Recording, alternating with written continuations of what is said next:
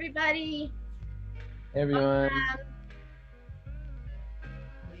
Welcome to Design Fiction with Julian Bleecker. We're going to give people just a couple minutes to join and to get settled in.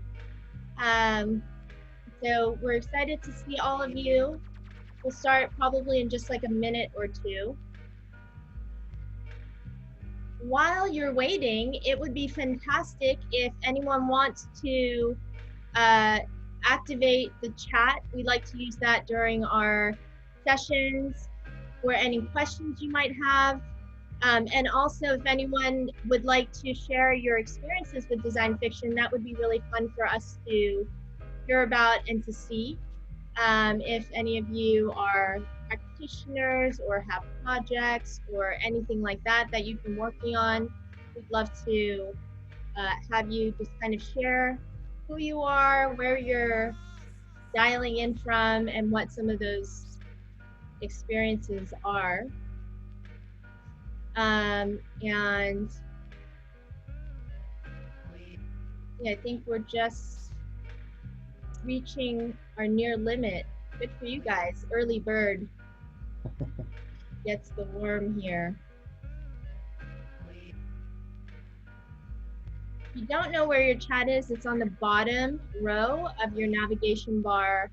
And we have everyone muted so that we can allow the speaker to speak uninterrupted. Just know that because we have a 100% limit, if you leave the meeting for some reason, you might not be able to get back in. Unfortunately, I don't think we can hold spots. And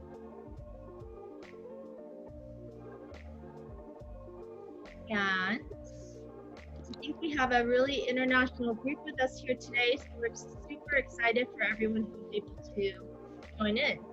Okay, so I think we're gonna get started.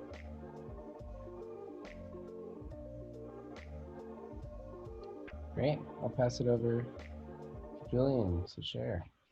Actually, so I'm gonna just give a brief introduction and say hi to everybody. I'm Ronni Kimm. I am the founder of an innovation and design studio called Collective Future. And we have put together this Futures literary series because everyone seems to be wondering what's going to happen in the future, top of everyone's mind, and there are a lot of practitioners and people who have been working and thinking deeply about how to design and imagine and really deal with some of these unknowns that the future brings. And so we wanted to start to share their practices and to create a way for people to generate a discussion and really to expand the community. And so we're super excited that you're all here with us today. So at Collective Future, what we do is we really help organizations imagine what's possible in their near and immediate future. That's one of the things I do. I'm also one of the organizers for Speculative Futures LA. And Speculative Futures is a larger organization. There are, I think at this point, 53 chapters around the world.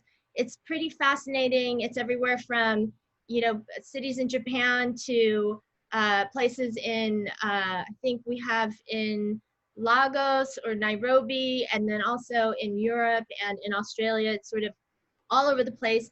I'm told that there's about 14,000 people at this point who are participating in different ways, either at the chapter events or at the larger conferences that happen. So if that's something you're interested in, please either let us know, reach out. We can connect you to the local chapters, or if you want to be a part of our LA chapter, we welcome all of you. We have around, I think we're at around 200 people in LA. So with that, with just a little bit of that context, I want to move into introducing Julian Bleecker, the reason why you're actually all here. And Julian, there's Julian. Julian is a PhD, he has a PhD. He's also a researcher and a product designer engineer. He's been professor at the University of Southern California and was a designer engineer at Nokia's Advanced Design Studio. He's presently the founder and CTO at Omada Inc., a product design company that's developed a modern analog mechanical computer.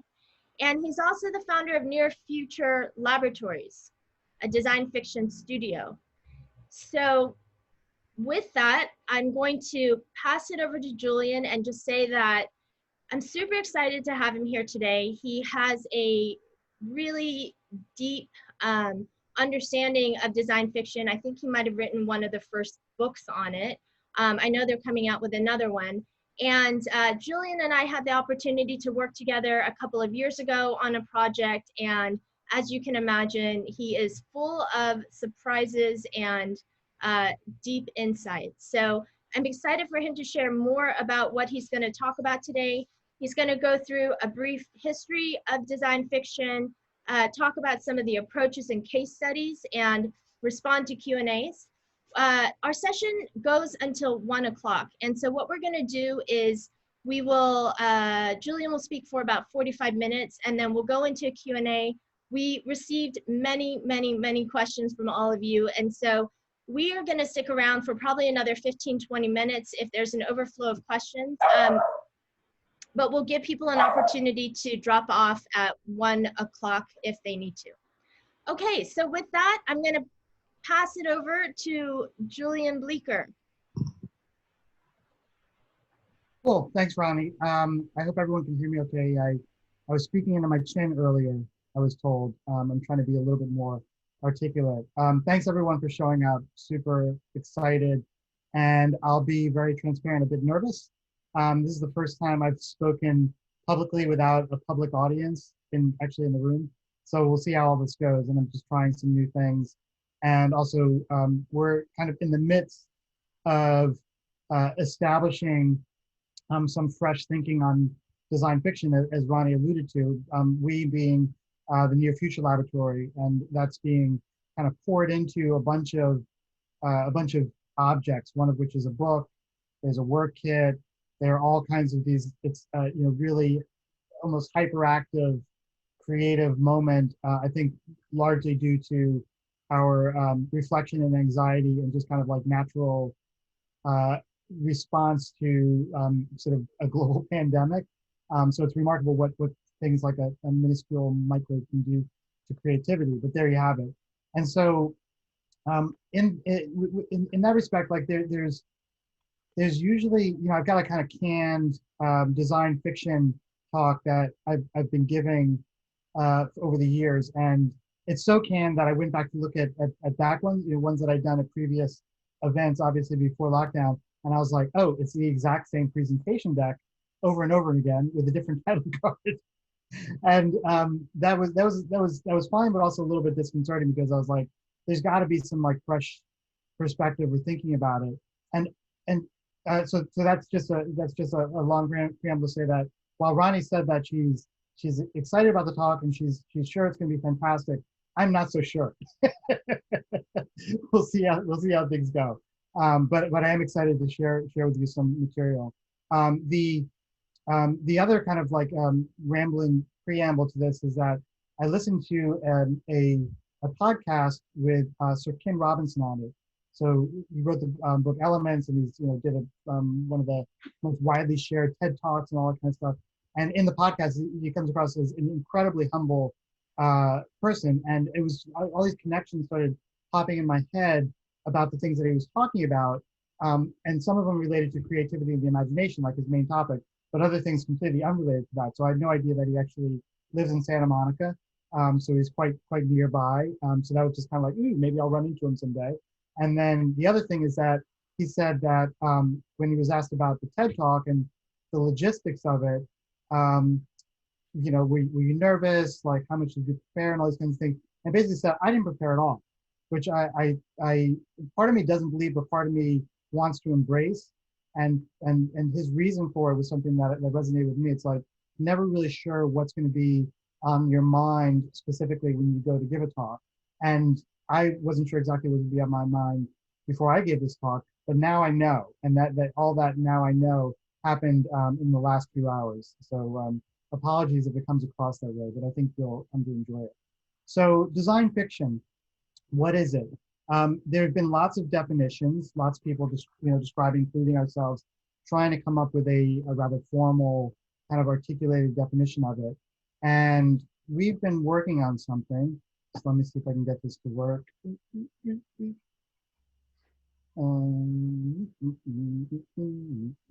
Okay, so here's a little bit of a there's an in progress Google Doc. It's been going for a couple months, and you can see it's got a lot of material in it. And this is where we've been kind of like writing down our understanding of what it is and kind of evolving it. And obviously Google Docs like kind of commenting on it. And so this is the latest one. I think I put this in a couple mornings ago. I'll just read it. Design fiction is a discovery-based practice for testing assumptions, envisioning possible outcomes, and discerning implications of strategic decision-making. It operates best in contexts of uncertainty and unknowability. Rather than predicting results, it reveals possible, probable, and cautionary outcomes. In this way, design fiction presents a broader range of considerations that many other assessment protocols tend to avoid. Design fiction answers the question, so what, in a uniquely vivid way.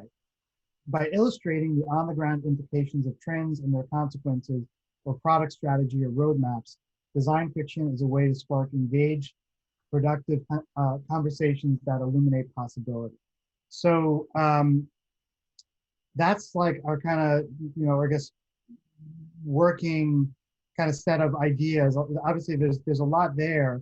The things that I'm trying to track towards are finding the way that design fiction as a practice has some utility to it, so that people can use it and find ways of using it in a broad range of contexts, and specifically not just sort of artistic or art media context, but also in what I would just describe quite transparently as commercial context. So how can we, and by we I mean my large group of professional product designers, how can we use design fiction as a way to think about the things that we're building and hopefully adapt our approaches to thinking about things to produce products broadly that lead to a more habitable world, a world that is more kind of responsive to a broad range of concerns and considerations, not just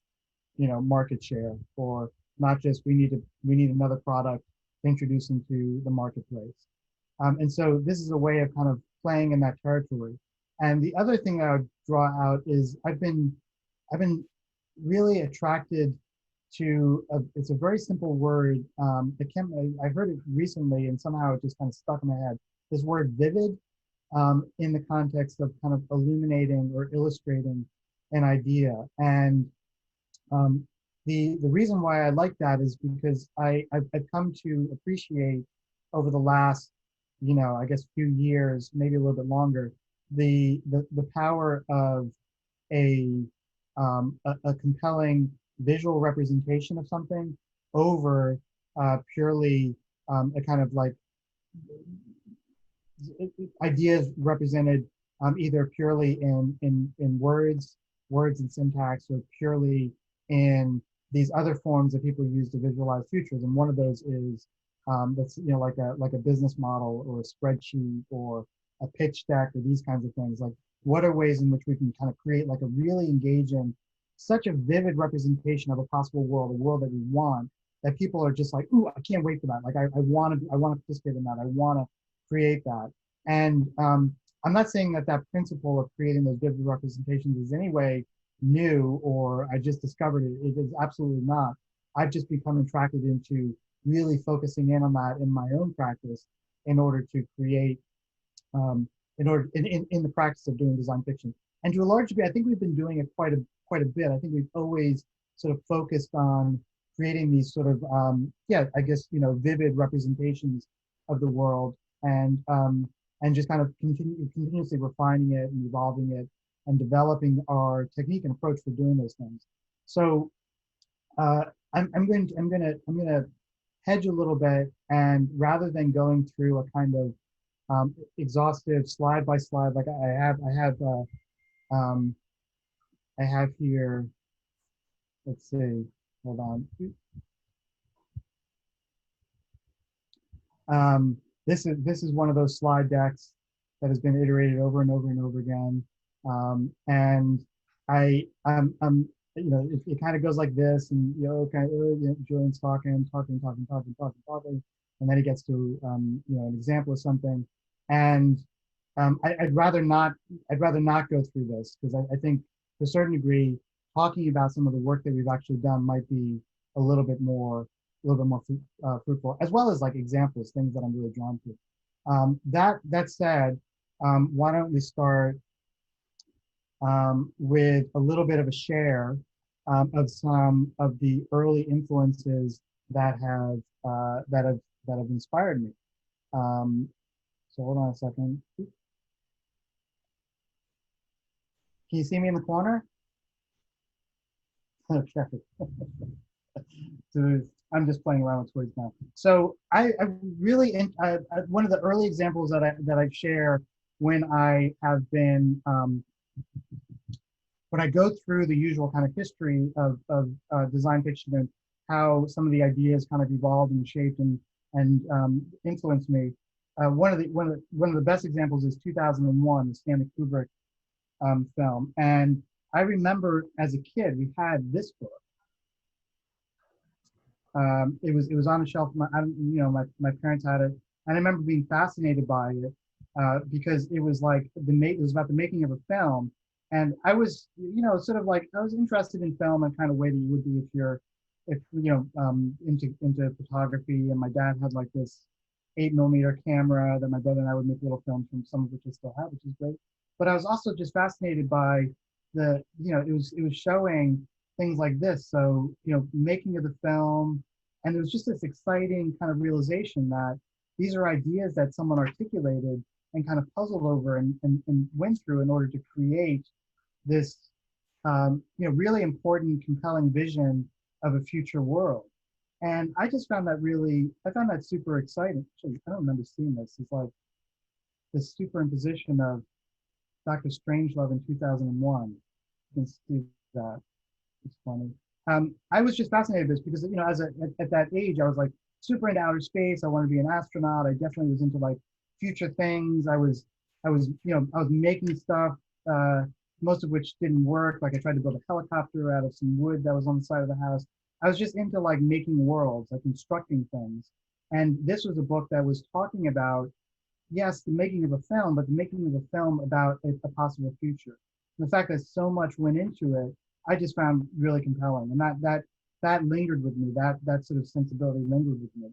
And then many years later, when I was teaching at USC, I was increasingly influenced by filmmaking, because production was happening around me, and I was learning a lot about it from colleagues who were in the production department, but then also some who were in sort of like the critical theory department where they thought about film, not so much about the making of film. And so then I just kind of invested some time and energy understanding about what are the nuances and subtleties of visual storytelling. Like, how do you do it, and how do you do it well, and why do some people do it better than others, and all these kinds of things about the act of translating the imagination through a kind of the craft work of filmmaking. And so I became just fascinated, like, oh, there's more about 2001. Like, there are people writing about, again,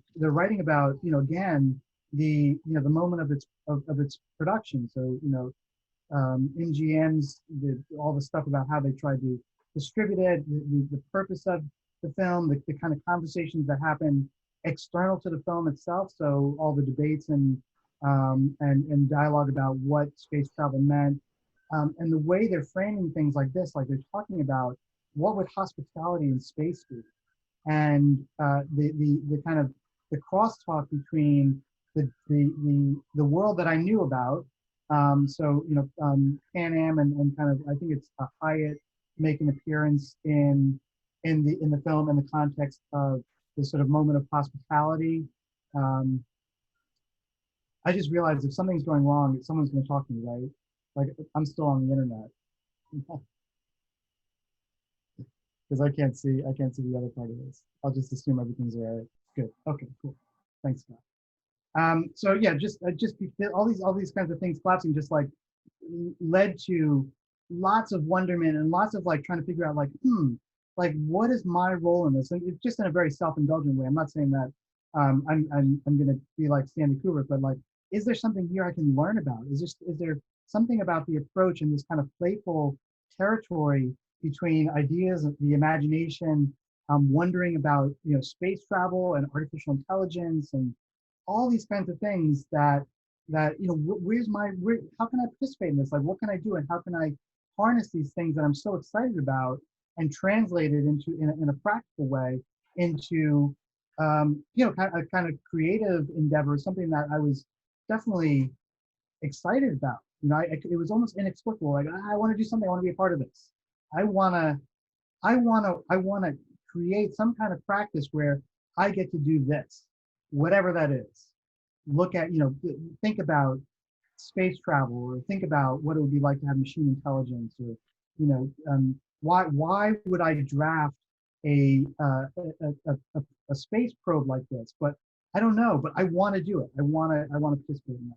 And that just led to like a lot of like really kind of like unhinged exploration. I came across last night a little film that I'd made when I was at Nokia, where I had one of our interns climb into that space pod, and we got a 3D model of the space pod, and I was learning about how to use different kind of visual effects techniques to make it look like she was going in it, and that's what we did, and that was I don't know why we did it. We did it because it was I wanted to learn about being able to tell a story in a compelling way that didn't have to have a lot of theory attached to it. It was just had an element of like kind of creative fun that would introduce a bunch of questions, would open a conversation where people would be like, oh wait, so what's going on there? Tell me more about that. And then you can have a conversation and talk about the world you're building. So the other trajectory that that kind of led in this direction was this book.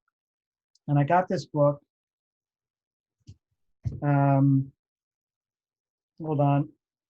I got this book here at the Star Trek convention in 1976. So I was minus 15 years old when I went there. My dad, bless his heart, was like, he knew I wanted this. And he's like, we'll go to the convention. It was at Madison Square Garden, and you'll be able to get one of these cheaper than you can buy it anywhere else. And he's absolutely right. And so this is the Starfleet Technical Manual. And so it's this, how do you describe this to like a kid who's like super into Star Trek? Like, you tell them, like, there's a technical manual for this world that you're super into. Like, oh, well then I need it. I should have that. And it's just this like, again, coming back to that word vivid, it's just this incredibly vivid, very imaginative translation of a like a pile of basically teleplays of like a bunch of episodes of a television show into this other form, into the form of a manual. And that's just like, I mean, to this day, that amazes me. First of all, that someone does it, then understanding what motivates them to do it and why do they do it. And then, I mean, look at the exquisite amount of detail that goes into it. Like, none of this material appears in the show. This wasn't done by the by Paramount, who is the production company that did it. They wouldn't do it. They'd be like, well, I don't know, why would we spend money on that? We're already over budget, et cetera, et cetera. And he's got this letter from the United States Military Forces. The date's 1973. That's a little bit weird. It's got this thing. There's a printed message that came in. Alert, alert, alert. Uh-oh, something's happening. Like, this stuff just like, floored me. Like, this is all I want to do. Like, I want to create these kind of representations of these worlds that intimate something that is slightly different from our world, and do it with such a level of like consideration and care and detail. Like, all this stuff, like none of this stuff was part of the show. And then he's got like these org charts. I don't know how to be more articulate about my fascination with this. Like the Starfleet headquarters.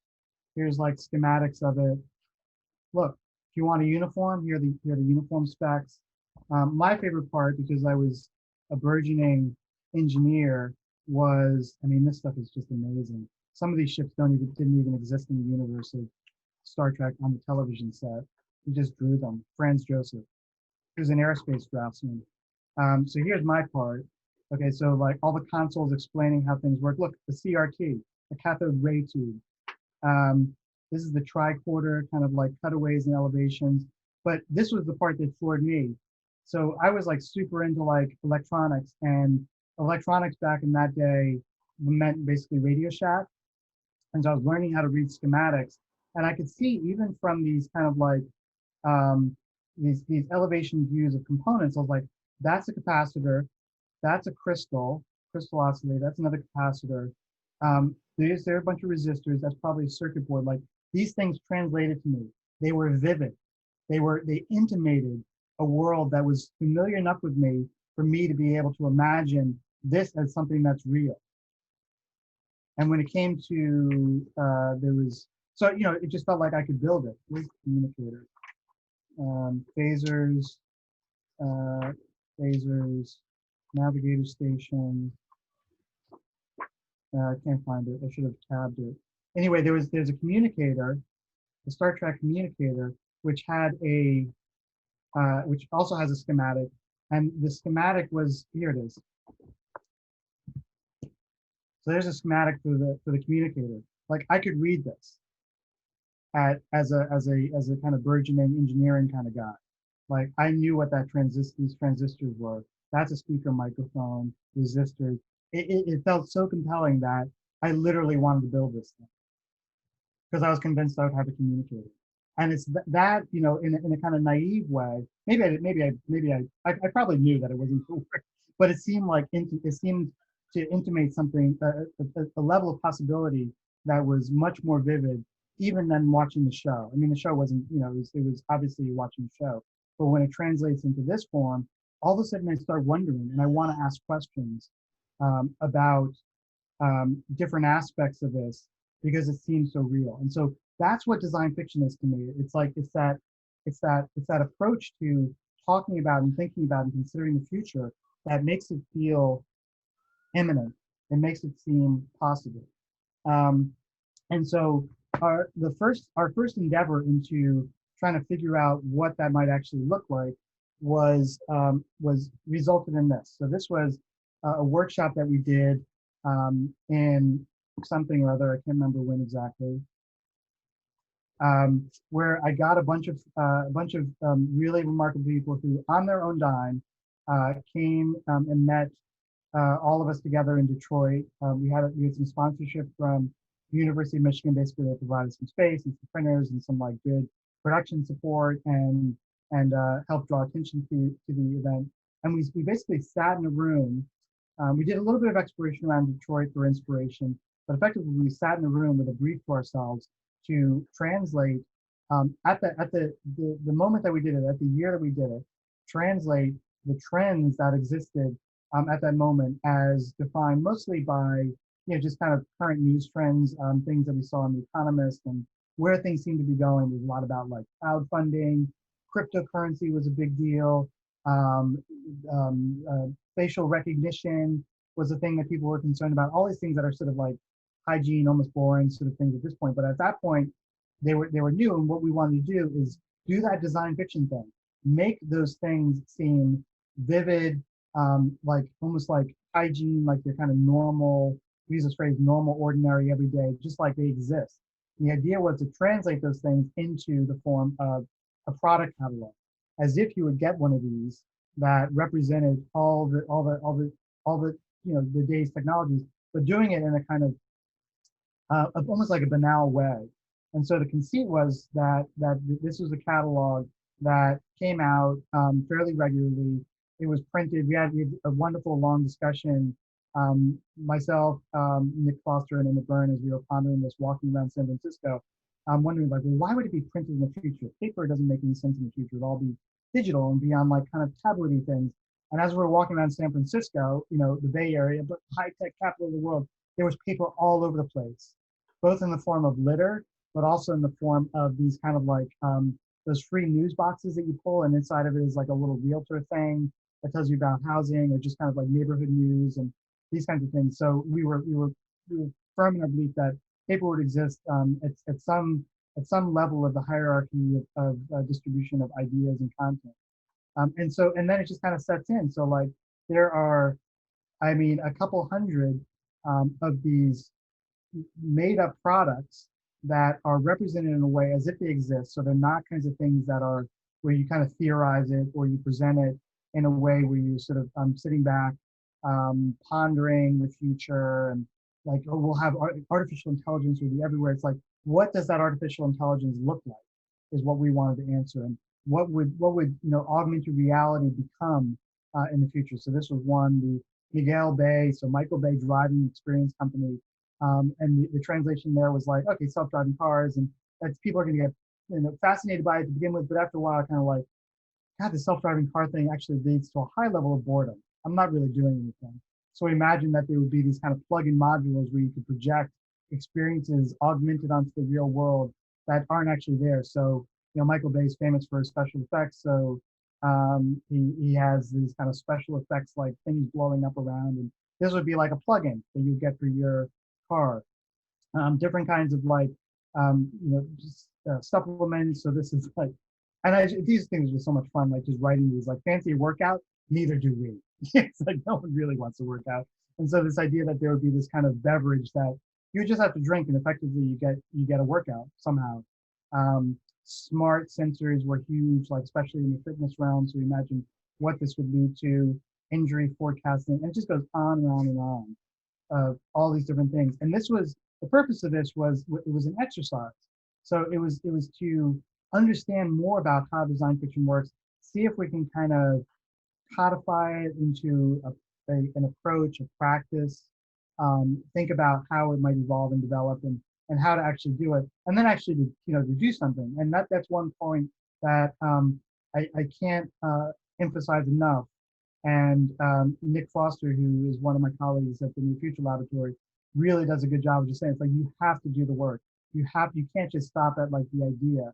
And so for this, it was quite painful, but it was well worth it. It was actually quite enjoyable, and it was remarkable kind of creative muscle building to go through and have to write all of this copy. And the behind the scenes of this whole is that we did the workshop, and the goal of the workshop was to end up with I don't know, it was maybe like a dozen or 2 dozen spreads with products that kind of, it represented. So we actually did about 2 dozen things, and it was kind of like a starting point, but it wasn't like hundreds. And so there was a bit of a head scratcher, like, now what are we going to do? It was amazing. It was kind of super cool to see all that stuff up on a wall at the end of like 2 or 3 days, rather than just a wall of like Post-it notes and kind of ideas and people shrug and walk away. But then filling it out more, because I wanted it to be like substantial. I wanted it to be something that didn't feel just kind of like it should feel like a catalog. And so basically just hollowed out like a couple hours every other evening, and just sat and wrote and wrote and wrote, and had an account with one of the stock photo sites, and I would just kind of pull down stock photos. Some of the way that kind of the imagination works is fascinating, because like there were a bunch of ideas we had in a spreadsheet, and we had some starter elements like prices of things and how it becomes shipped, and little, you see these kind of ancillary marks on things, all the extra little addendums, sort of star ratings and all this stuff. But it still wasn't enough. And I would literally see a stock image like this and be like, that's got to be something. That has to represent some kind of experience in the future. Like, translate this into a future experience. And so it's a nutritional densiometer. And then you just write it. Like, what would that thing be? And the point there is to like kind of have that material there so that people can kind of really immerse themselves in the future. Whether or not they believe it, you want to make it so vivid that they have to stop and they start asking questions. And some of the questions and comments that we got and we continue to get are people saying things like, this is a horrible idea. A megaphone for a child, like that would just be terror in my house. But part of it is like, you want those kinds of reactions. You want, like, there are lots of things that people make that are kind of bad ideas for kids, but they're still out there in the world. So this was like what I sort of canonized this as our first, big design fiction project, and really kind of helped us understand what we're trying to do and why we're trying to do it. And this, by the way, so I'm thinking about reprinting it, but it is available as a PDF on the Near Future Laboratory shop for free download. It's better as a real thing though. I firmly believe that. Here's another, this is a much tidier example of some design fiction. So we ran a workshop in, I think it was some UX conventional conference, the UX Society of some description. This is in San Francisco, and we proposed to do a workshop on the user experience of the self-driving car, and that sort of tickled me. And at the time when I was working at Nokia, I was working on a project where we had to make a quick start guide for a product, and the product was fairly well defined, but it just needed like the sort of the legal requirements. You have to have like instructions to go along with things. Plus, we want to provide instructions for things. And so I was really into the idea of the quick start guide as an archetype. We refer to them as like archetypes. So the container into which your design fiction is going into. So the archetype of this was product catalog. The archetype for this particular project was the quick start guide. So if the idea here was to not be exhaustive designing from the ground up the experience of driving a car, but you should be able to describe the car with enough detail and enough kind of imagination and enough vividness so that someone's immersed into the broader experience of having a self-driving car by just doing the quick start guide. So you can intimate so much if you stop to think about it. And so we did. We stopped to think about it. And we had a workshop. We organized a workshop, and we had a bunch of like starter material. I should have prepared that. I don't have it. The starter material, which was just kind of ancillary material that lived around the world. So one was that I found quite humorous was a posting from TMZ, so the scandal site that exposed Justin Bieber falling asleep drunk in his self-driving car, and the car getting lost and just kind of doing these infinite laps around Los Angeles. So you can imagine Justin Bieber like his head pressed up against the glass, kind of drooling a little bit as the self-driving car is on its own driving, but he's passed out. So just things like that, imagining the consequences of self-driving cars, aside from the kind of normal stuff that you hear, which is like, ooh, it'll be fantastic. We'll be able to drive without collision and that kind of stuff. Because it won't be that way, as we know. You want to kind of dig into things. And so that was some of the starting material. And then we just kind of, we just designed the quick start guide, like, different ideas that kind of developed in the workshop as to what might be some of the characteristics of the car, the things that people might have trouble with. This is how do you set your own profile for certain features and characteristics of the self-driving car. Here is how do you park the car? How do you park the car so that, and what does parking mean in the future, where you're going to actually set it into a different mode? So you might not even really park your car. You might just kind of like stop at a curb. You get out because you're going to work, and then you put it into the EverDrive by Uber mode. So now your car can go earn a few shekels while you're working. Because that'll obviously be a thing, or maybe not obvious, but it's something you would expect. And then suppose you send it off, but you need to get it back, and you have an emergency, and actually you need your car straight away. Can you unlock it? And so this whole ritual of like, what do you do with a key fob? But like really digging in to the features that might come up in a conversation if you're doing design work or you're an engineering team, but you might not really kind of dig into it, and certainly probably wouldn't dig into it to a degree where you're actually saying like, oh, what about the key fob? How do we use that? And what would be the experience of actually using it? And how might we describe that to a user? I'm not saying that we figured it out completely, but what we're trying to do is show that there's a practice, there's a protocol for doing some of this design work that is, I think, A, fun, B, results in a kind of a kind of translation or representation of your idea that is probably a little bit more compelling than like I don't know, almost anything, like definitely more compelling than a spreadsheet, or even like whatever kinds of documents the agile method produces in order to tell people what to do, or Jira tickets or that kind of thing. Like, this is a much more compelling way of doing that. And then it goes on and on. Child safe mode. So how do you prevent your kid from hitting the wrong button? And then there's like this whole list somewhere. So picking up food. How do you send it into errand mode? Sponsored by Pizza Hut. Where does the food go? So there's a whole little bit of the workshop where we talked about like different kinds of ways of getting food into the car without someone having access to the car and potentially getting cheesy pizza all over your nice upholstery. Ambience mode. how do you refresh it after it's been out on self-driving mode and maybe someone got a little sick or, something in the car? Like, so all these kinds of things were sort of run through. Frequently asked questions, like the kind of grab bag of the things that you can't quite work out, but are going to be an issue, because you can just mention it. There's going to be this kind of problem. And you just refer someone to something else, which frequently asked questions often do. They never quite answer the question. They always say, like, refer to page 73 of your owner's manual. So that was another one. Super fun project. What else can I share?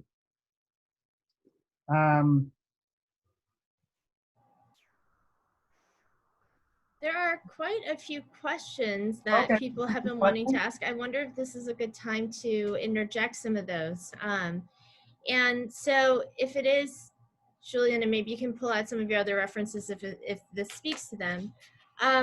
We often get questions from people who are really interested in understanding the application of design fiction. And so given all of the examples that you've shown, and it's great to see kind of the inside of Julian Bleecker's mind so that we can understand like how you get from an idea or inspiration into creating some of these design fictions. People have been super interested in different aspects, everything from the question about how do you value design fiction, all the way to how do you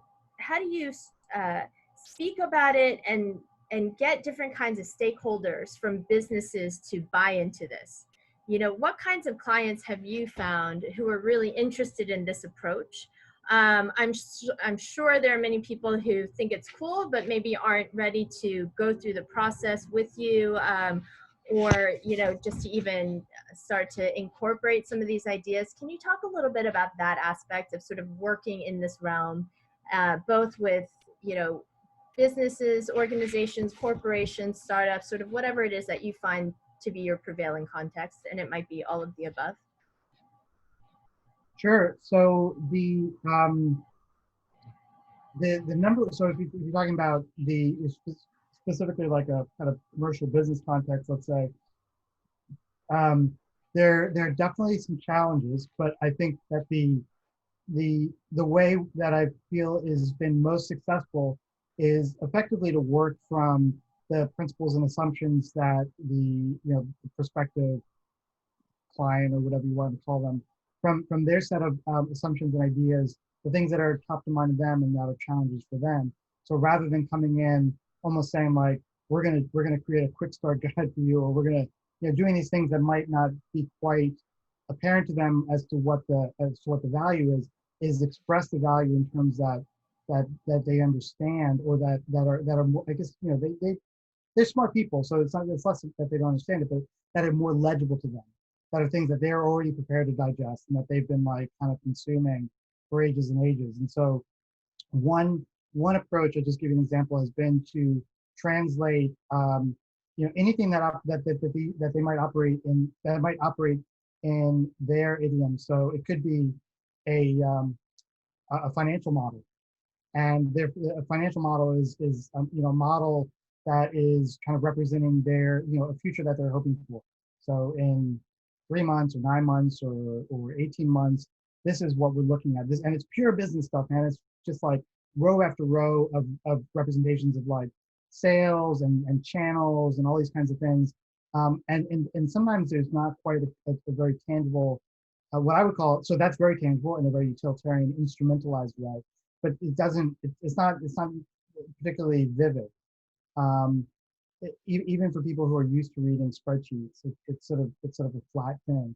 And so I asked them, it's like, would you like to see what that looks like in another form? Like, I'll take exactly that and I'll translate it into this other idiom, and it just might come to you in the form of a series of advertisements. So I'm going to show you your future in the form of an ad campaign.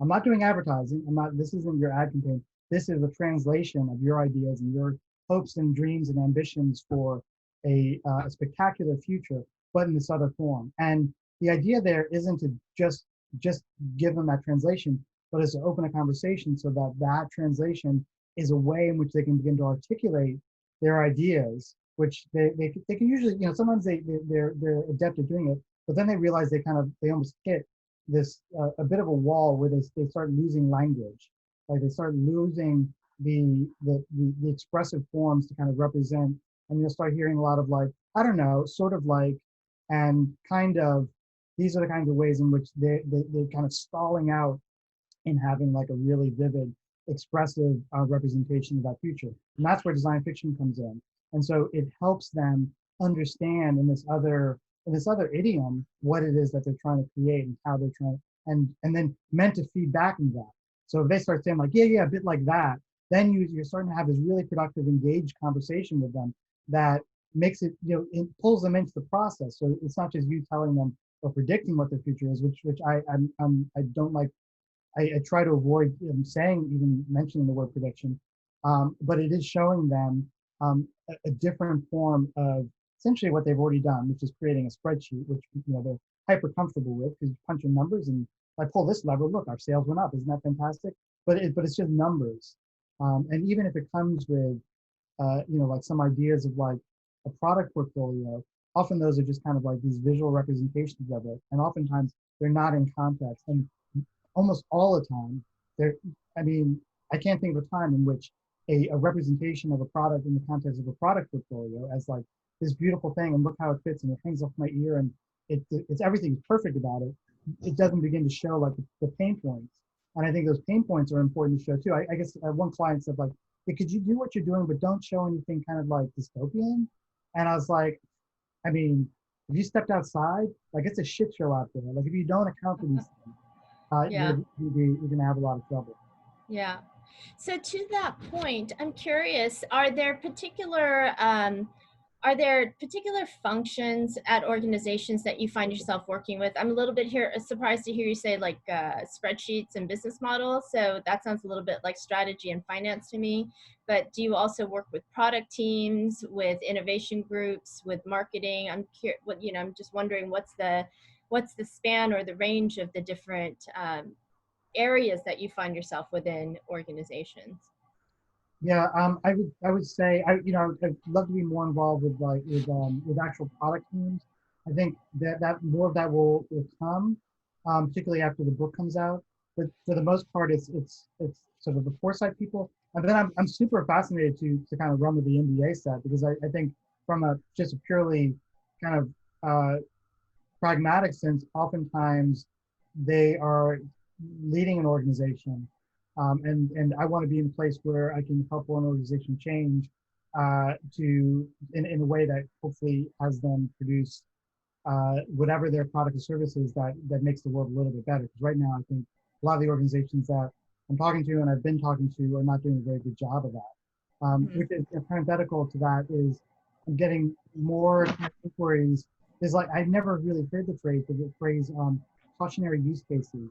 Instead of hearing that, and which is encouraging, because I think something that we do very, very well is to outline the things that can go wrong as opposed to just the things that, it's easier to think of the things that will go right, but actually digging down into things and trying to imagine where things go wrong is super important. And it was a bit of a it came across as like earnest and sincere, and I don't know the guy, but I suspect he is earnest and sincere. But Jack Dorsey's the interview he did with the Daily and the New York Times like a week or two ago was interesting at a bunch of levels. I'll be more precise about that. When he said like, you have to imagine the context in which we built this thing. It was just essentially a bunch of Bay Area 20 somethings who were just excited to build something, but they didn't have they didn't have it didn't occur to them. And even if you had mentioned them, it's like, let's take a moment and think about what happens if this really gets big, which is what you guys are hoping for, and try to run that through. And he said, I wish we had, a team of like anthropologists and social scientists and game theorists to help do that. And what was ringing in my head when he said that was like, was cool. Okay, so that's what they're thinking. But then also like, well, the genie's out of the bottle, so, but maybe we can do better next time. And then also talking to a friend of mine who was pretty high up there and recently left, under totally good circumstances, nothing scandalous. And when I was talking to him about what I was doing, which he kind of knows, he just said, matter of fact, he's like, well, we don't do that. When I talk about how design fiction can be used to help imagine and run through possible futures that can feed back into the design work and the product design work that you do. He's like, well, we don't do that. And I just remember, he's an absolutely brilliant guy. I remember thinking, I wish I had told him, well, maybe that's the problem. And I wish there was one of those moments where it just kind of like, there was stunned silence, like, oh, my God, you're right. Because I feel like that's what we can do. I feel like that's what design thinking can do is to develop those kinds of that kind of design feedback that can inform and shape what things become. And I think you can do it even if you want to have like a massive $1 billion exit. I still think you can be responsible and still aspire to creating something that touches everyone in a beautiful way. So do you think that that's part of the goal? Because I think that was another large area of question. It's like, when does the design fiction translate into something real? Is that part of the purpose for doing design fiction? How do you actually get that valued? So I think people there were wondering, are there KPIs? Do you do testing? Is there a way to start to define like how that enters into the work stream or into the processes of these different kinds of organizations? Is it purely there to be not only speculative but also provocative, and maybe that's enough? That's that has served its purpose. I'm curious if you could speak to that sort of that transition. A lot of people seem to be wondering, when does fiction turn into reality, and your points of view on that, if that's even necessary. Okay, I'm going to there's I don't have like an instrumental kind of measure like a net promoter score or KPI. What my sense is, if you can engage someone just as a measure to where they are wondering about, and it's purely, it's the simplest thing. If it can start a conversation, if it can start a dialogue, if it has a level of meaning, and it's sparking conversations and engagement with, with their future, like that's what they should be involved in. That's what they're aspiring to, trying to create. If it can do that, then you've succeeded. So for me, it's pretty simple. I'm almost glad there's not like a kind of instrumental measure for it, but that level, just having people come to the table and wonder about it. And that's why I think I think design fiction, purely it's meant to generate that level of excitement that makes you want to, fix something or aspire to something and make something better, or actually create something. And I'm trying to just, I guess, bring forward that same kind of enthusiasm and excitement I had when I first was exposed to the making of 2001. Like, what is that? Like, how can I be a part of that? How can I achieve that or get to that point? So that's about it, I would say. Maybe there should be something better. What do you think? But What do I think about it? should there be some kind of, or anyone, should there be some kind of like quotient? Should there be like, oh, this one is like, this is a 4.0 design fiction? I think having some kind of qualitative measures is not a bad idea, especially like when you're working in these contexts where they're so used to having like very clear structures and, different kinds of quantitative measures and all of that kind of stuff.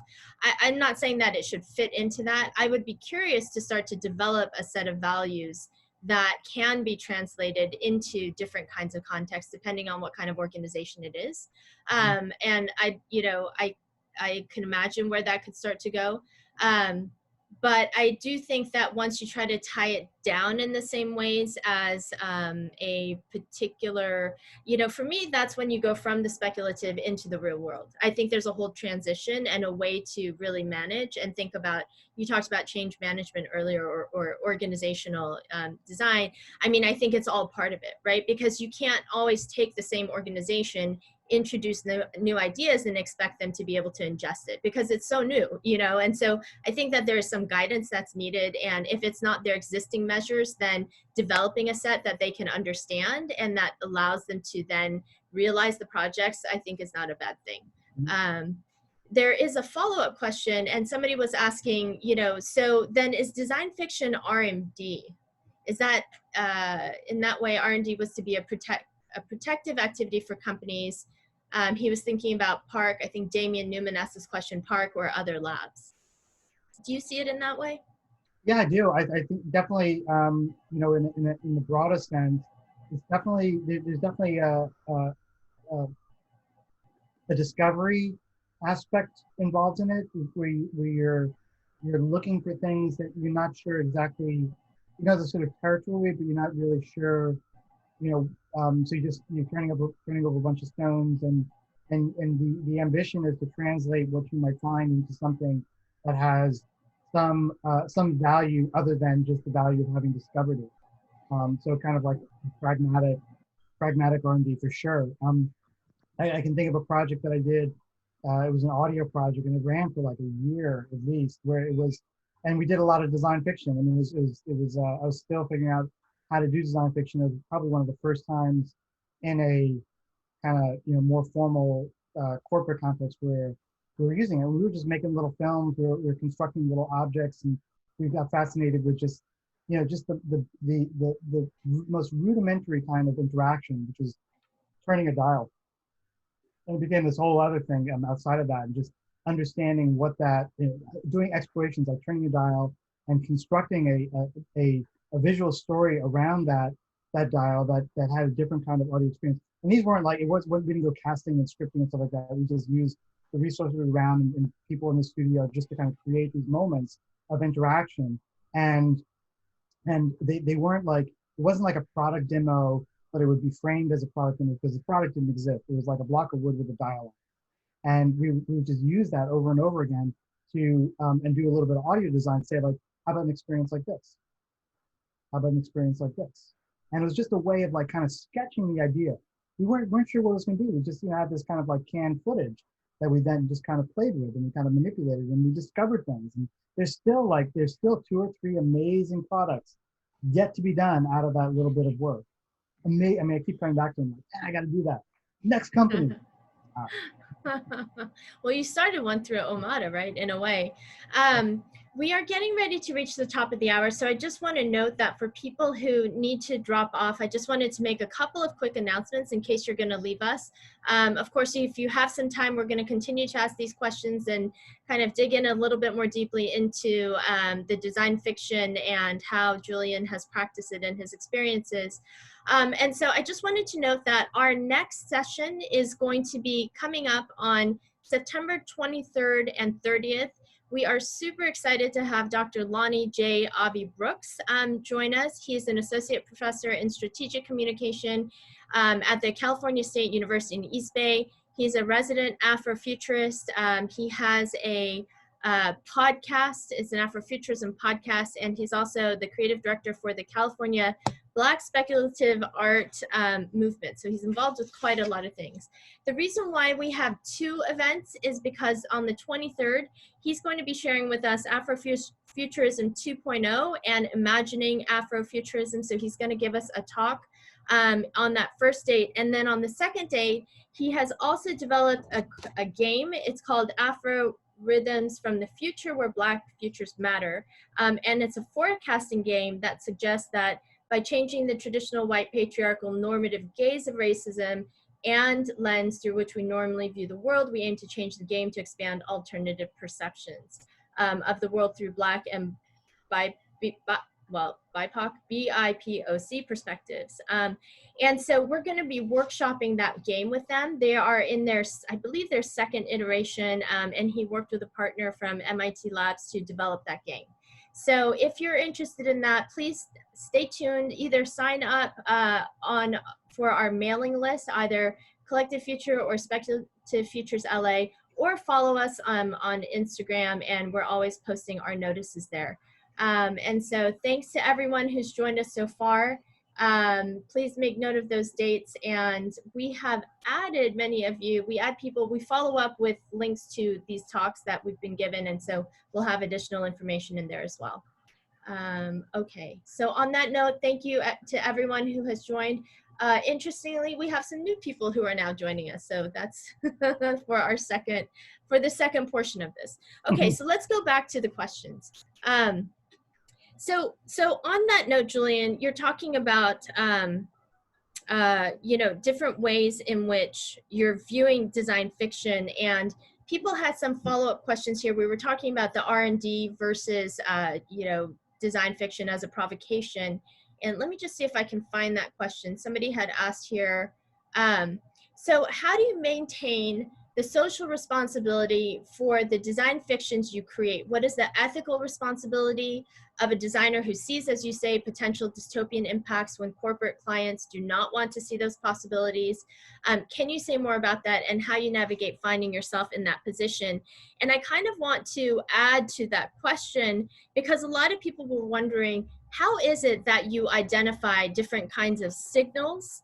And somebody wrote, just because you can doesn't mean that you should. So they're all kind of along the same lines. I think that we've got a screen here that I think if you just stop sharing your screen, Dave, that will get you out of there. Yeah, there we go. And so it's kind of this idea of like, what is the internal sort of mechanisms that you and your teams use to navigate, like what kinds of design fictions you come up with, right? It's not just all a free-for-all fun, or maybe it is.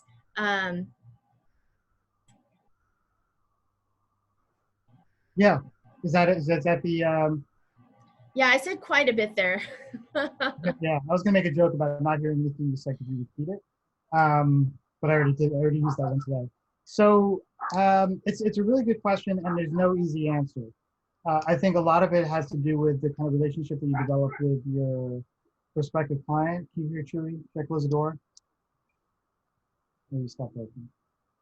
I think it comes down to finding. This is where real good designer, you need to be a good designer, good thinker, good creative, person who's able to articulate what is in their imagination effectively and creatively, and with, I would say, like a healthy dose of a very specific kind of levity. And this is the fun part. Like, fun doesn't necessarily need to mean like going to Disney and kind of like goofy fun.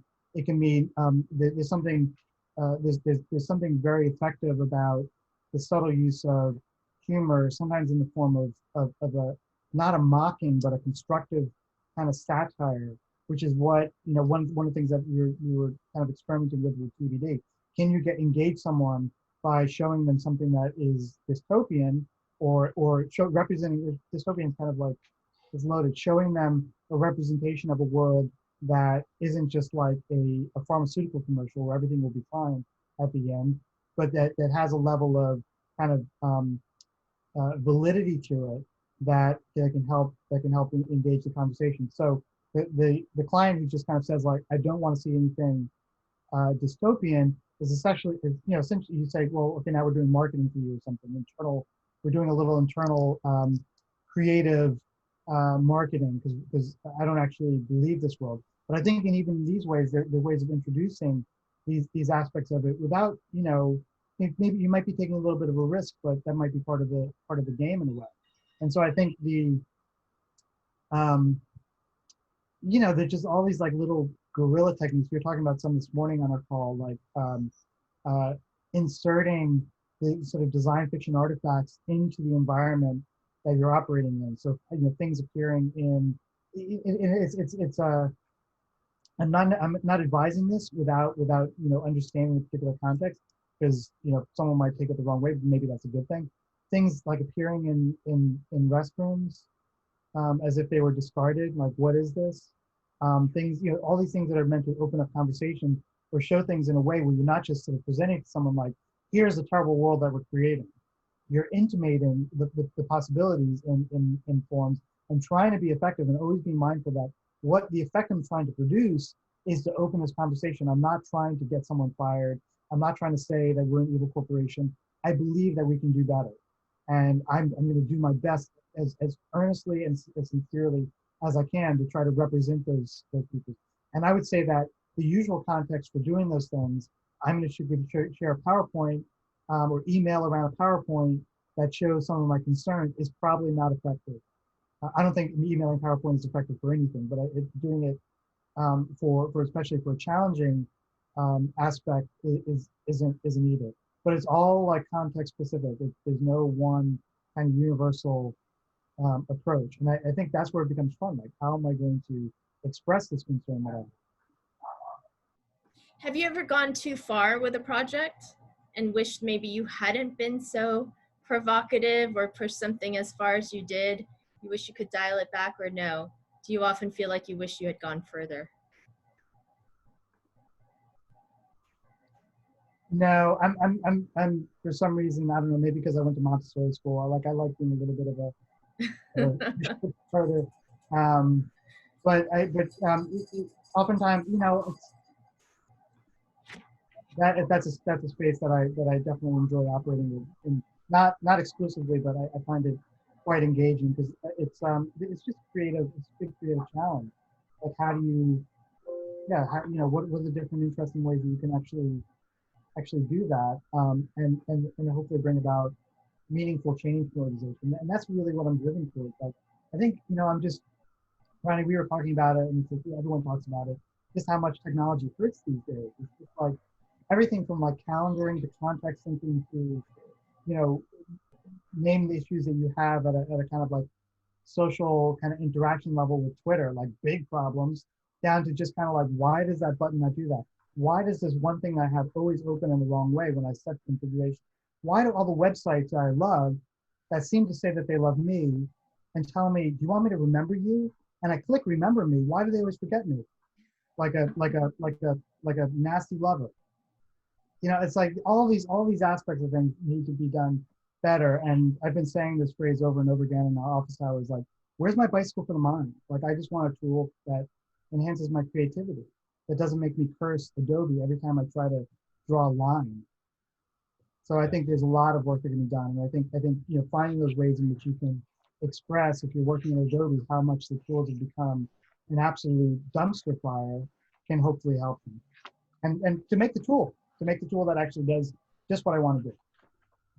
To that note, are there any tools or methodologies that you find yourself consistently coming back to? Are they ones that you guys have developed internally at Near Future Lab?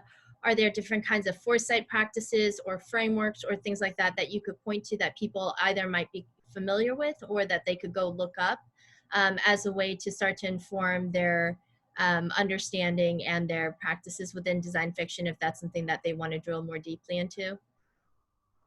Really good question. So we have our 6 or 7 hexagons, and that's a bit of a joke because you always see hexagons in kind of process diagrams.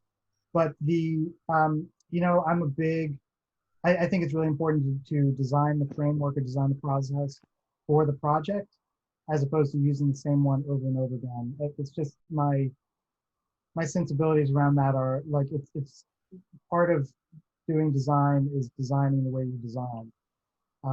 And so I'm not a big fan of very specific kinds of processes or, you Yeah. know, Are there Are there key questions that you'd like to start with? Things that you find that yourself, you're always sort of, they're, you know, they're sort of good starting points for you as you're doing the investigation? you know, anything that you start, whatever you feel like you need to do to come up with just like an exquisite design brief.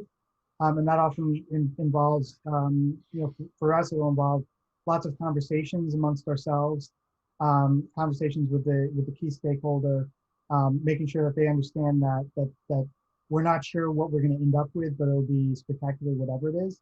And we take into account their expectations, but we sort of shun away from very pragmatic descriptions of deliverables. Like, whatever you do, I just want a website. Like, it's probably not something that, you know, we would take that into account, but we would say like, well, you know, we'll see what happens. And it might, you know, might end up being a website. That might not be a good example, but obviously we're not full stack developers. Like, we're not just making kind of commodity stuff.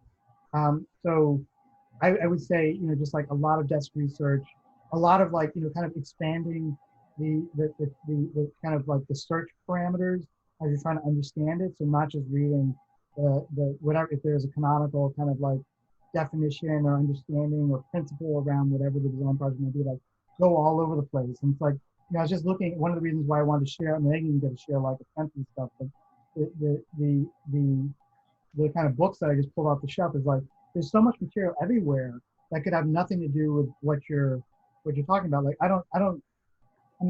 I'll share this not to be scandalous, but like, I've got this on the shelf, And I've got it because not because there's a great article in it, as there is, and it's an article that is just this interview with these futurists, and they're doing a panel about what 1984 is going to look like. I think that's amazing, just to hear what these folks think. Yeah, and then you realize that you actually do, to be a futurist, you do need a pipe, as most of these folks are kind of luxuriating with cigarettes and pipes and drink. They're all fellas, all white guys. And so I think, just like looking elsewhere, but I say that not because this is, it's an important issue, because of what they're talking about and how they do it. But I mean, I was as fascinated by the advertising, like the ways in which a world is represented through visual media. And, I'm not saying like, this is great advertising, but I'm almost as drawn to like, hey, can I represent the world that I'm trying to talk about with my client in a way that makes it feel as if it's gotten to the point where it needs advertising. And if I did that, what would it look like? And not doing that maybe as like the final deliverable, but as material to help you think about what it is that you're trying to develop and evolve. Because it's an amazing kind of form of communication, or a well understood one. Looking, obviously, looking to like just weird art, like what would these ideas look like if they were weird art objects, if they appeared in a museum, if they lived in someone's home, like all these is different ways of kind of getting your head around it. And it's the process is like exploration. I love that you're sharing so much of your material. I've been to your studio before, and it's like an explosion of like knowledge and creativity. And so it's very fun to share those things. I'm just going to ask a couple more questions. One of them is on the pragmatic side, and the other two are not. I think we talked a little bit about earlier, like the types of clients that you have worked with who have been more interested in this kind of work. Can you say a little bit more about that? Can you maybe just name some clients that you've worked with, or give people a sense of, I think the reason why people are asking these questions is because everybody is so interested in either incorporating these ways of working into their practice and or bringing it to their organization. And it might help to have a little bit of insight for, to understand like who are the kinds of champions for this work that tend to be more open and interested in it. Obviously, you can go knocking on some doors, and if it's not the right person, you're not going to get anywhere. So based on your 20 years of experience, can you say just a little bit more about that in terms of where you have found the most productive conversations and relationships? Yes. So, I can Google, Facebook, Apple, Warner Brothers. I mean, it's just like there are plenty of like commercial clients, but that's not to say that the organization systemically is like looking for this kind of work. Oftentimes it's very specific relationships with people within those organizations, who are familiar with myself or one of my colleagues and familiar enough with our work to say like, these guys could be a help on this one particular project. So it's very different from being a full stack developer where everyone needs a full stack developer and that's the or use a machine language. A lot of these organizations are, frankly, they're not prepared for it. It's not something that they're actively seeking, and it's something that you don't just, I think in many contexts, you wouldn't be saying, I'm design fiction level 3. You have a workstation that I can sit at to do the work that I do. It simply isn't the case. When it does get to that point, like I'll be done. So that's the kind of short answer. Yeah. Fortunately, it's not easy. You don't just do it. I think you practice it. You find ways of kind of developing your network. You find ways of communicating what it is that you do in all kinds of different ways. Whether it's, I don't know, do people still do blogs to produce material and artifacts? I think one of the things that put us on the map was the essay I wrote ages ago, and it just happened to be at a time during the evolution of the kind of like network community where that was something people were interested in hearing about, and it kind of caught people's attention, and frankly, I had become friends with Bruce Sterling, and so he talked about it a lot, and so that was another way in which kind of evolved and developed. There's no, it's, which is a long way of saying basically luck has a lot to do with it. A lot of luck. All right. So we're going to wish everyone a lot of luck when we close on this conversation. Let's see. J. Boyd at gloss.ac.uk had a question, and there was kind of a follow-up to that, and then I think that might be our last one, unless somebody wants to try to just add in one more very quickly at the end here if you have a burning question that we just did not address. J. Boyd, do you want to ask your question? Okay, I don't know if they're there. I can also ask it. Hi. Oh, yeah. Hey, how are you? Yeah, I was just asking about in a way, the ethics of design fiction and trying to ensure that, you know, who benefits.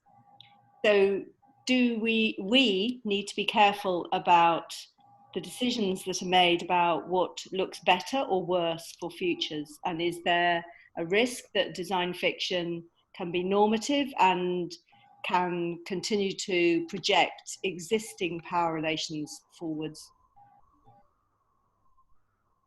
Yeah, good question. Thanks for that. So, I mean, not to be, I'm not saying this in a flip way, but you know, your ethics are yours, and you should always be. I'm not saying this to you literally. One should always be articulating their work, especially if it's creative work, as an expression of those ethics and values. And so my ethics and values are, you know, informally stated as I do everything I can every moment of the day to make the world a more habitable place that is respectful and mindful of difference. And so that's kind of like my baseline set of, you know, my value that I've been, you know, just humbly like practicing every moment that I possibly can. Which isn't to say that there are ethics and values that are counter to that. Like I can't, unfortunately, well, no, I think it's probably a good thing that I can't help that. And so, you know, like ethics precedes knowledge and precedes action. So I think the best we can do is try to help people understand and see that a world that is kind of like consistent with and parallel with that set of ethics and values is better for everyone. But not everyone feels that. And there's nothing I can do about that. I don't think he answered the question. David, I'm sorry, we didn't hear you. Can you say that again, please? Sorry, could you repeat the last thing you said? That I said? Yes, please. I think I said something like, I'll just summarize the whole thing because I wasn't sure what the last part was. That you know, I personally have a set of ethics and values that are to do everything I can to make the world a more habitable place that is respectful and mindful of difference. That's not like a family crest. It's just the way I say what I do and why I do it. That I believe that ethics precedes our desire to, you know, establish or create knowledge or establish and create a society. And so I think ethics perceive that. And so if your ethics and values are your own, you should always be kind of articulating and expressing those throughout whatever work you do, whether you're, you know, making a decision about what groceries to buy or you're doing a design fiction project. And so that's the baseline. Beyond that, there's not much that I can do directly to tell people what they should or should not be doing, other than my work of showing them that I think this kind of work or this representation of future worlds is better for everyone. And I firmly believe that, but I can't, you know, I'm not going to kind of pick up a bludgeon and hit people over the head to get them to believe that as well. I'm just doing everything I can do to kind of represent that future in such a vivid way that they're like, oh, cool. I didn't know that if we prevented climate change, the world might look like this. Cool, I'll get into the climate change movement or whatever. That's a kind of flip example, but that's where I draw the line. And so then for your last question, Julian, a few people have been wondering, what do you see as the, how did they put it? What hopes do you have for the future? And how do you filter your hopes through your work? I have a somewhat cautionary vision of the future. I think it's going to be quite challenging. I feel like I feel like we're in for a world of hurt, to be honest, and I'm not happy to say that, nor do I kind of relish or kind of luxuriate in that, what I think is eventuality. But I do spend time and energy, I think, in a lot of work, and then maybe this is what people confuse for a pessimistic or dystopian perspective, to show a kind of pragmatic, practical view of what that future might look like, and do it in such a way to say, like, we'll, my hope is that we are able to sustain life in society. I just don't think that we're going to be able to do it in the way that we're doing it now. And so that's where the kind of dystopian thing comes in, because I think people see it as a, well, that's different from what I want. That's different from what I'm used to. Like, what do you mean I can't have my Amazon Prime and my, whatever thing that is just completely unsustainable in a future world, or whatever it might be. And so I just try to represent that almost as a way of like telling people to get used to, this is what the future might look like start acclimating to it now. Parks that aren't open during the daylight because there's too much UV radiation. So we had night parks, and what are night parks look like? How do you experience those? Or look, we might be getting olives from Finland someday because of climate change. It might just be a Mediterranean retreat, Finland. You're like, oh my God, that's the end of the world. It's like, well, I mean, it's a world, and people are living and they're eating olives. So it's, you get the idea. Yes, we do. Julian, thank you so much for all of this time and for sharing all of this knowledge. There's still quite a few people on, so I think it's a testament to everyone's interest in your work and all of your experiences. Do you want to make a quick plug for the book that's coming up? I don't know when that's going to be produced. Do you want to say just a word or two about that? Sure. So it's imminent, as imminent as anything means nowadays. But I'll just, the backstory is that we're in the final stages of production. We're meant to have a proofreadable copy in the middle of the next month. That's the goal in the little task list. And I've been discussing about in office hours that we do every Friday, which is an open thing. Anyone can sign up if they want to. And that we would be doing, begin to discuss it, provide material in office hours to start a kind of like book group about it to help evolve and develop it. So our goal is to have it definitely done and manufactured this fall. And what's it called? The working title is The Manual of Design Fiction. Must have for everyone's shelves. All right, we're going to look for that. So thank you again, Julian. I also just want to pull up Dave Roselle. He's one of our organizers for Speculative Futures LA. He gave an amazing talk on, it was a, what was it? It was a strategic foresight primer. We share links of all of these recordings of the videos, and so we will be reaching out to you with that information. And so with that, thank you so much, everyone. Look forward to seeing you at our next event. Bye. Thanks, everyone. Thanks, Julian. Sure, thank you.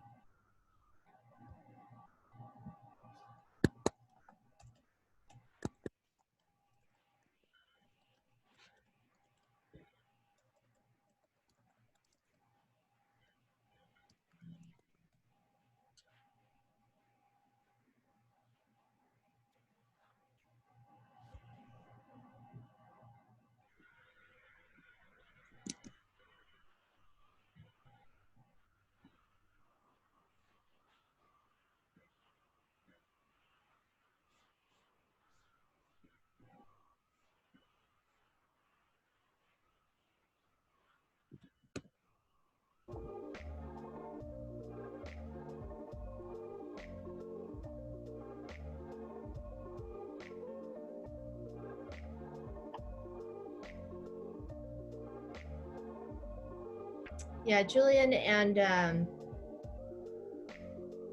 Dave, if you could hang back for 1 sec. Sure.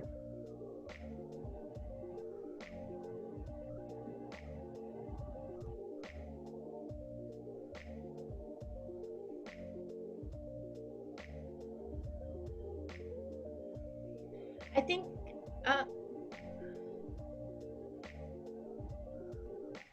okay. I think that some people hang back and then they just, it's like the last people in the room when the event is over.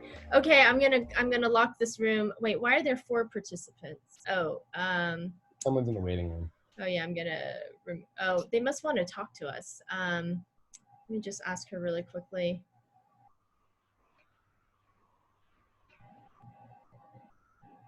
Julian, that was great. It was